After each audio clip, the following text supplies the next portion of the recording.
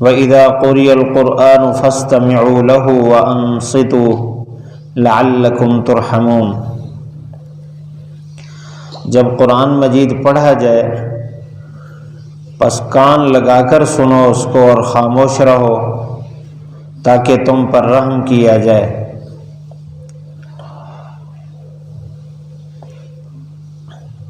پچھلی آیت میں اللہ تعالیٰ نے مشرکین مکہ اور مخالفین کے ایک اعتراض کا ذکر فرمایا، پھر اس کا جواب دیا۔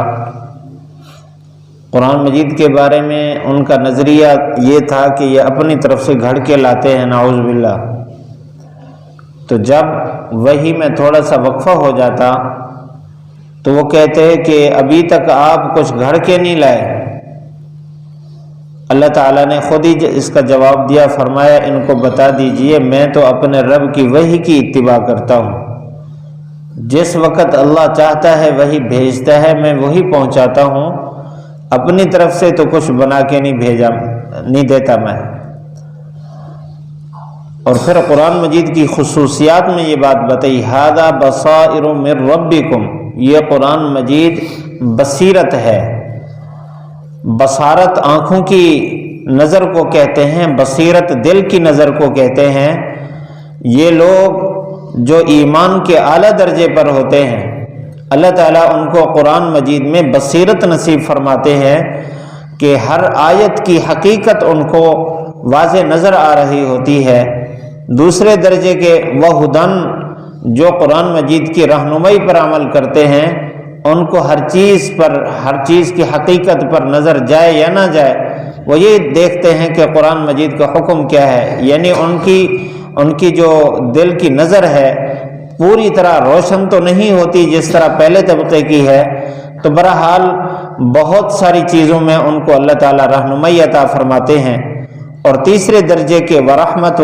وہ لوگ جو قرآن مجید کے الفاظ اور معانی تو نہیں جانتے لیکن قرآن مجید کے احکام پوچھ کر عمل کرتے ہیں، ان کی زندگی میں بھی اللہ تعالیٰ رحمت فرماتے رہتے ہیں۔ یہ تینوں طبقے ایمان والوں کے ہیں۔ اب اس آیت میں اللہ تعالیٰ نے قرآن مجید کے آداب بیان فرمائے،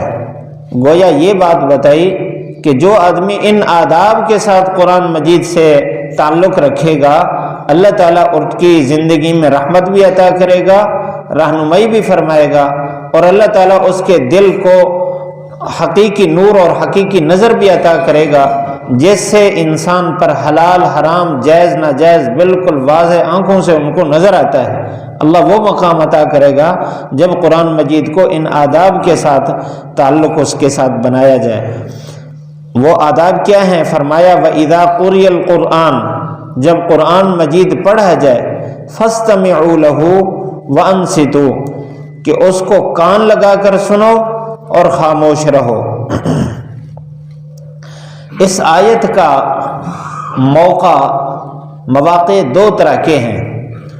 ایک ہے نماز سے باہر کا موقع اور دوسرا ہے نماز کے اندر کا موقع۔ نماز کے باہر میں بھی کچھ آداب ہیں اور نماز کے اندر کے بھی کچھ آداب ہیں۔ آج کے درس میں نماز سے باہر والے آداب وہ عرض کیے جاتے ہیں۔ یہاں یہ فرمایا وَإِذَا قُرِئَ الْقُرْآنُ فَاسْتَمِعُوا لَهُ، جب قرآن مجید پڑھا جائے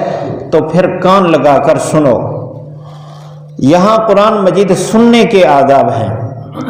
ایک دوسری آیت ہے جس میں اللہ تعالیٰ نے قرآن مجید کے پڑھنے کے آداب بیان فرمایا وَإِذَا قَرَأْتَ الْقُرْآنَ، پہلے اس سے ایک اور ادب بیان فرمایا لَا يَمَسُّهُ إِلَّا الْمُطَهَّرُونَ، قرآن مجید کو پڑھنے کے لیے ہاتھ لگانا ہے تو پاک ہو کر ہاتھ لگائے، ناپاک حالت میں قرآن مجید کو چھونا جائز نہیں ہے، یہ قرآن کے آداب میں ہے۔ اس لیے بغیر وضو کے قرآن کو ہاتھ لگانا جائز نہیں ہے۔ قرآن مجید تو دور کی بات ہے، قرآن مجید کے اوپر جو گتا ہے اس کو بھی ہاتھ لگانا ٹھیک نہیں ہے۔ اور فقہا فرماتے ہیں کہ اس گتے کے اوپر جو کپڑا ہوتا ہے وہ کپڑا جو گتے کے ساتھ چمٹا ہوا ہے اس کے اٹھانے کے ساتھ اٹھتا ہے، جس کو ہماری زبان میں اس کو چولی بھی کہتے ہیں، تو وہ جو بالکل وابستہ ہوتی ہے قرآن کے ساتھ، اس کو بھی بغیر وضو کے ہاتھ لگانا جائز نہیں ہے۔ وہ غلاف جو اس کے ساتھ متصل ہے، ہر وقت اس کو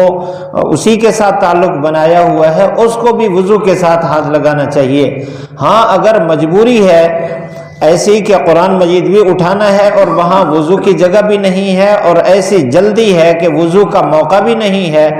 تو ایسی صورت میں پھر ایسے کپڑے کے علاوہ وہ کپڑا جو انسان اپنی ذات کے لیے استعمال کرتا ہے، ایسے کپڑے کے ساتھ بشرطے کہ وہ بھی پاک ہو، ایسے کپڑے کے ساتھ اس قرآن مجید کو اٹھا کر ضرورت کی جگہ رکھیں تو صرف اسی کی گنجائش ہے۔ یہ قرآن مجید چھونے کے آداب ہیں۔ اس کے بعد پھر پڑھنے کے لیے فرمایا وَإِذَا قَرَأْتَ الْقُرْآنَ فَاسْتَعِذْ بِاللَّهِ مِنَ الشَّيْطَانِ الرَّجِيمِ، جب قرآن مجید پڑھنے لگے تو اس وقت پہلے اعوذ باللہ من الشیطان الرجیم پڑھیں، اور پھر فرمایا یہ جو فرمایا نا لا یمسہ الا المطہرون، پاک لوگ اس کو ہاتھ لگائیں، اس سے ظاہری پاکی بھی مراد ہے کہ ظاہری طور پر انسان پاکی حاصل کرے غسل وضو وغیرہ کر کے، اور اسی طرح اندرونی پاکی بھی حاصل کریں کہ قرآن مجید کو جب ہاتھ لگانا ہو تو اس وقت آپ کی سوچ پاک ہو، فکر پاک ہو، گندے خیالات اور گندے تصورات کی حالت میں قرآن مجید کو ہاتھ نہ لگائیں۔ البتہ شیطان کی بھی کوشش ہوتی ہے کہ وہ کسی طرح پڑھنے کے دوران باہر کی باتیں ڈالے، اس لیے فرمایا فاستعذ باللہ من الشیطان الرجیم، قرآن مجید پڑھیں تو اعوذ باللہ من الشیطان الرجیم پڑھیں کہ اللہ تعالیٰ کی پناہ میں آئیں گے، اللہ تعالیٰ خود شیطان مردود سے حفاظت فرمائے گا۔ اگر درمیان میں کوئی وسوسہ آئے، گناہ کے خیال آئیں یا باہر کے کاموں کے خیال آئیں تلاوت کے دوران، تو محض ان خیالات کی وجہ سے قرآن مجید کی تلاوت کو چھوڑنا نہیں چاہیے، کیونکہ شیطان کی ہر لمحہ کوشش ہے کہ قرآن سے دور کرے۔ بس اس وقت بھی اعوذ باللہ من الشیطان الرجیم ایک دفعہ پڑھ کے پھر آگے تلاوت شروع کر دیں۔ بسم اللہ الرحمن الرحیم، یہ قرآن مجید کی تلاوت کا حق ہے۔ اللہ تعالیٰ نے ہر سورت کے شروع میں یہ بسم اللہ والی آیت نازل فرمائی، اور آپ صلی اللہ علیہ وسلم نے فرمایا کل امر ذی بال لم یبدأ بسم اللہ فهو اقطع، ہر اچھا کام اس کے شروع میں بسم اللہ الرحمن الرحیم پڑھنا چاہیے، ورنہ وہ بے برکت ہو جاتا ہے۔ تو قرآن مجید کی تلاوت تو سب سے اچھا کام ہے، اس لیے اس کے شروع میں بھی بسم اللہ الرحمن الرحیم پڑھیں۔ یہ قرآن مجید کے پڑھنے کے آداب ہیں، اور یہاں سننے کے آداب بیان فرمائے وَإِذَا قُرِئَ الْقُرْآنُ فَاسْتَمِعُوا لَهُ، جب قرآن مجید پڑھا جائے تو کان لگا کر سنیں۔ پڑھنے والے کے لیے بھی ضروری ہے کہ جو سننے والے ہیں ان کے آداب کا خیال کریں۔ مثلا اگر قرآن مجید وہ پڑھ رہا ہے، ساتھ کوئی آدمی سونے والا سو رہا ہے، تو ایسی صورت میں اس کو تکلیف نہ پہنچائے، کیونکہ اس کے ذمہ سننا لازم ہے، تو اتنی آواز میں پڑھے جس کو خود سن سکے۔ اسی طرح کوئی آدمی وظائف میں مصروف ہے، قرآن مجید کی تلاوت میں الگ بیٹھا وہ تلاوت کر رہا ہے یا نماز پڑھ رہا ہے، عبادت میں مصروف ہے، تو اتنی آواز سے نہ پڑھے کہ جس سے اس کی عبادت میں خلل آئے، آرام میں خلل آئے، عبادت میں خلل آئے۔ یا کوئی ایسا آدمی ہے جو بیمار ہے، اس کی بیماری میں اس کو تکلیف ہوتی ہے، اتنی اونچی آواز سے قرآن مجید پڑھنا یہ خود پڑھنے والے کے لیے وبال بنے گا، اس لیے کہ جو سننے والا ہے اس کے لیے شرعی عذر ہے۔ جو آدمی سو رہا ہے، نیند میں ہے، وہ اس کی طبیعت کا ایک عذر ہے، جو بیمار ہے وہ اس کی بھی طبیعت کا ایک عذر ہے، اور جو عبادت میں مصروف ہے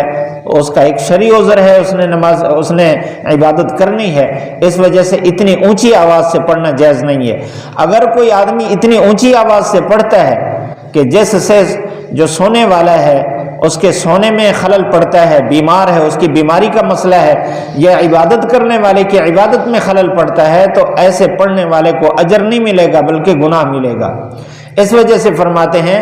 یہ جو اب تو الحمدللہ یہ بات کافی رک گئی ہے، کچھ عرصہ پہلے مساجد میں سپیکروں میں رات کو شبینہ پڑھا جاتا تھا، جس میں ساری رات قرآن مجید سپیکر میں پڑھتے تھے۔ اس آیت کے تحت اس وقت بھی فقہا یہ فرماتے تھے کہ یہ ہرگز جائز نہیں ہے، اس لیے کہ قرآن مجید کو سننا واجب ہے۔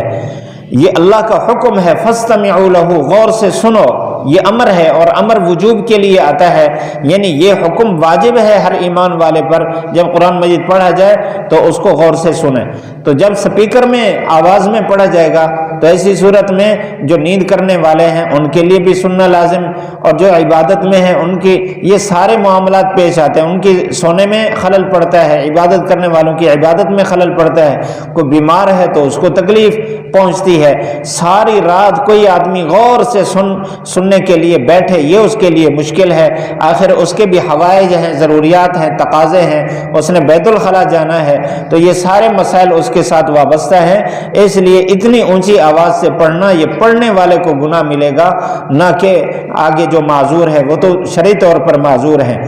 تو فرمایا فاستمعوا لہ، کان لگا کر سنو۔ استماع کہتے ہیں کہ کان کو ہر قسم کی آواز سے کاٹ کر صرف قرآن مجید کے ساتھ اس کو منسلک کر دینا، اس کو استماع کہتے ہیں۔ مفسرین فرماتے ہیں کہ جب یہ آیت نازل ہوئی اس سے پہلے مشرکین کا یہ وطیرہ تھا، ان کی عادت تھی کہ جب قرآن مجید کی تلاوت کی جاتی تو وہ کہتے کہ شور کرو، وَالْغَوْا فِيهِ لَعَلَّكُمْ تَغْلِبُونَ، تم شور کرو تاکہ تم ہی غالب رہو۔ اللہ تعالیٰ نے حکم فرمایا فَاسْتَمِعُوا لَهُ، غور سے سنو۔ جو آدمی قرآن مجید پوری توجہ اور غور سے سنتا ہے، قرآن مجید اس کے دل پر اثر کرتا ہے۔ حضور صلی اللہ علیہ وسلم پر جب قرآن مجید اترنا شروع ہوا، آپ بیت اللہ شریف میں جا کر قرآن کی تلاوت کرتے، یہ مشرکین مکہ لوگوں کا پہرا دیتے کہ کوئی قرآن مجید سننے کے لیے نہ جائے۔ ایک دفعہ ایک سیرت کی کتاب میں یہ واقعہ پڑھا ہے کہ ابو جہل صبح صبح اٹھ کر پہرا دیتا تھا کہ کوئی قریب نہ جائے، اور لوگوں کو دن کو مارتا تھا اگر کسی کو دیکھا بیت اللہ کی طرف جاتے ہوئے۔ لوگ رک گئے، ایک دفعہ ایک آدمی چوری چوری دیکھتا ہوا، بھئی ابو جہل تو کہیں نہیں پھر رہا، تو وہ قرآن سننے کے لیے صبح صبح بیت اللہ کی طرف آیا، دیکھا آگے ابو جہل خود چھپ کر سن رہا تھا۔ قرآن مجید کی لذت ایسی، صحابہ فرماتے ہیں کہ ہم نے بہت خوبصورت آواز والے لوگ سنے ہیں، لیکن آپ صلی اللہ علیہ وسلم کی آواز کی جو لذت تھی، ایسی لذت ہمارے کانوں نے کہیں بھی نہیں سنی۔ آپ صلی اللہ علیہ وسلم کے صحابہ صدیق اکبر رضی اللہ تعالیٰ عنہ جب ہجرت کر کے جا رہے تھے، راستے میں ایک آدمی نے روکا، تھا مشرک، اس نے کہا آپ جیسا آدمی مکہ کو چھوڑ کر نہیں جانا چاہیے، اللہ کی طرف سے انتظام تھا، صدیق اکبر رضی اللہ تعالیٰ عنہ حضور صلی اللہ علیہ وسلم کے ساتھ ہجرت کر کے جانا تھا، آپ واپس آئے تو صدیق اکبر رضی اللہ تعالیٰ عنہ کی عادت یہ تھی کہ صبح اٹھ کر قرآن مجید ذرا اونچی آواز سے پڑھتے تھے، مشرکین کی عورتیں بچے یہ مشرک خود جمع ہو جاتے تھے۔ اب انہوں نے مشرکین نے کہا کہ اس شرط پر ہم مکہ میں رہنے دیں گے کہ یہ آہستہ آواز سے قرآن کی تلاوت کریں، تو اس آدمی نے ذمہ داری دے دی کہ یہ آہستہ آواز سے قرآن کی تلاوت کریں گے، لیکن آپ اس کو جانے نہ دیں، ادھر رہنے کا موقع دیں۔ ایسا آدمی مکہ سے چلا جائے یہ تو ہمارے لیے بہت بڑی بری بات ہے۔ صدیق اکبر رضی اللہ تعالیٰ عنہ سے انہوں نے یہ کہا کہ میں ان سے معاہدہ کر کے آیا ہوں کہ آپ آہستہ پڑھیں گے تب آپ کو نہیں نکالیں گے۔ صدیق اکبر نے فرمایا کہ میری آواز اتنا آہستہ نہیں ہو سکتی کہ میں بالکل دب کر پڑھوں، اسی طرح وہ اتنی اونچی آواز سے نہیں پڑھتے تھے کہ لوگوں کی آرام خراب ہو، اپنے گھر تک ان کی آواز ہوتی تھی، لیکن وہ کہتے تھے اتنی آواز بھی نہ ہو، کیونکہ مشرکین کی عورتیں اور بچے صبح اٹھ کر ان کے گھر کے قریب آ جاتے اور قرآن سنتے تھے۔ قرآن کی یہ تلاوت اپنا اثر رکھتی ہے، اس وجہ سے فرمایا فاستمعوا لہ، اور ساتھ ہی فرمایا وانصتوا، اور خاموش رہو، کیونکہ آدمی غور سے تبھی سن سکتا ہے جب خاموش رہے، اگر بولتا بھی رہے اور کہے ہاں ہاں میں سن رہا ہوں تو قرآن مجید ایسی صورت میں اثر نہیں کرتا۔ لعلکم ترحمون، فرمایا تم اس طرح کرو گے، غور سے سنو گے، خاموش رہو گے تو تم پر رحم کیا جائے گا۔ رحم کی ایک صورت یہ ہے کہ قرآن مجید دل پر اثر کرے گا، انسان کی زندگی بدلے گی، جب زندگی بدلے گی تو دنیا آخرت میں اللہ کی رحمت نازل ہوگی۔ اللہ تعالی ہم سب کو عمل کرنے کی توفیق نصیب فرمائے۔ وَإِذَا قُرِئَ الْقُرْآنُ فَاسْتَمِعُوا لَهُ وَأَنصِتُوا لَعَلَّكُمْ تُرْحَمُونَ۔ وَإِذَا جب قُرِئَ پڑھا جائے القرآن قرآن مجید، فَاسْتَمِعُوا لَهُ تو کان لگا کر سنو اس کو، وَأَنصِتُوا اور خاموش رہو، لَعَلَّكُمْ تُرْحَمُونَ تاکہ تم پر رحم کیا جائے۔